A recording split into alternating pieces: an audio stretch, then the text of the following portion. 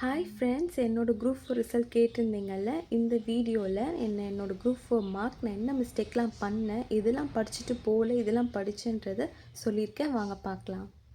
இதுதான் என்னோடய group 4 result. தமிழில் நான் 80 கொஷின்ஸ் கரெக்டாக பண்ணியிருக்கேன். 120ன்றது மார்க்கு. அது 1.5 டிவைட் பண்ணாலும் நம்மளுக்கு எவ்வளோ கொஷின்ஸ் கரெக்டாக பண்ணியிருக்கோன்றது வந்துடும். தெரியாதவங்களுக்காக சொல்கிறேன். ஸோ டோட்டலாக நான் 200க்கு 130 கொஷின்ஸ் கரெக்டாக பண்ணியிருக்கேன்.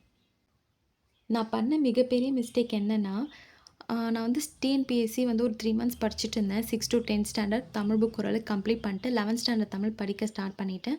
அண்ட் ஜென்ரல் ஸ்டடீஸ்லுமே ஹிஸ்ட்ரி, பாலிட்டி, ஐஎன்எம், ஜியாகிரஃபி கொஞ்சம் இந்த மாதிரி கொஞ்சம் கொஞ்சம் படிச்சுட்டு இருந்தேன்.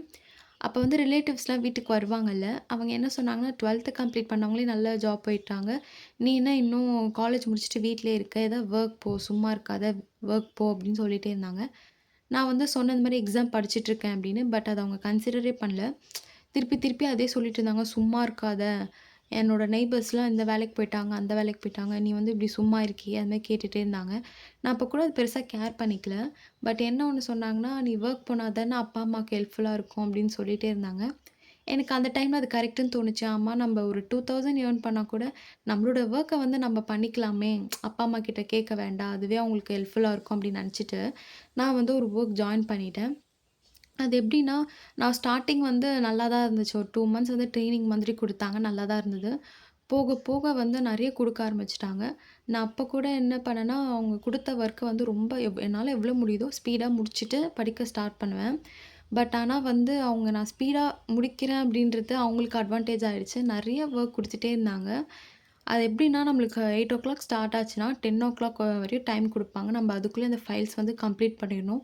நம்மளுக்கு முடிக்கிறதே 10:00 மாதிரி தான் இருக்கும். அதுக்கப்புறம் நம்ம அரேஞ்ச் பண்ணி அதை சென்ட் பண்ணுறதுக்குள்ளே 11:00 ஆகிடும். ஸோ இந்த மாதிரி தான் போயிட்டுருந்தது. என்னால் புக் எடுத்து படிக்கவே முடியல. புக்குக்கும் எனக்கும் ஒரு கனெக்ஷனே இல்லாமல் ஆயிடுச்சு. இப்போ மார்னிங் டு ஈவினிங்னா கூட நம்ம ஒர்க் முடிச்சுட்டு ஈவினிங் படிக்க ஸ்டார்ட் பண்ணலாம். ஏன்னா எனக்கு கம்ப்ளீட் பண்ணுறதே லேட் நைட் ஆகிடுச்சு. சாப்பிட்றதே லேட்டாக இருக்கும். இந்த மாதிரி தான் ஒவ்வொரு நாளும் போயிட்டுருந்தது. இந்த மாதிரி 8 மந்த்ஸ் போயிட்டுருந்ததா, அப்போது குரூப் 4 நோட்டிஃபிகேஷன் விட்டாங்க.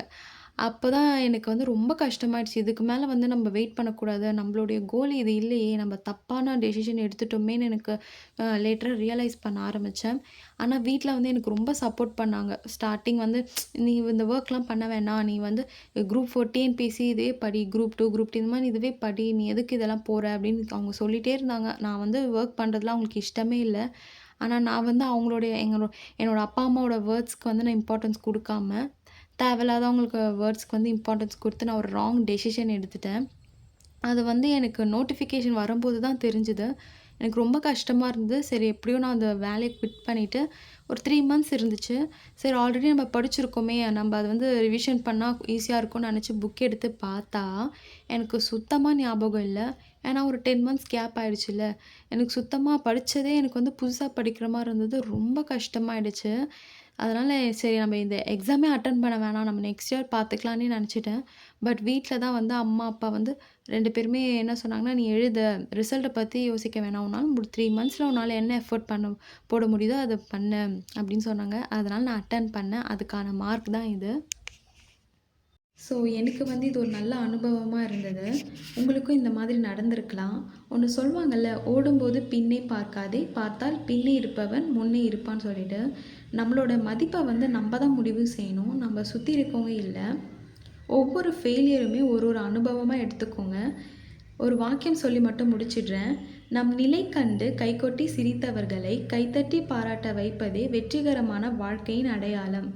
வாய்ப்பு அடிக்கடி கிடைக்காது. நம்ம கிடைச்ச வாய்ப்பை கரெக்டாக பயன்படுத்திட்டோம்னா நம்ம லைஃப் நல்லா இருக்கும்.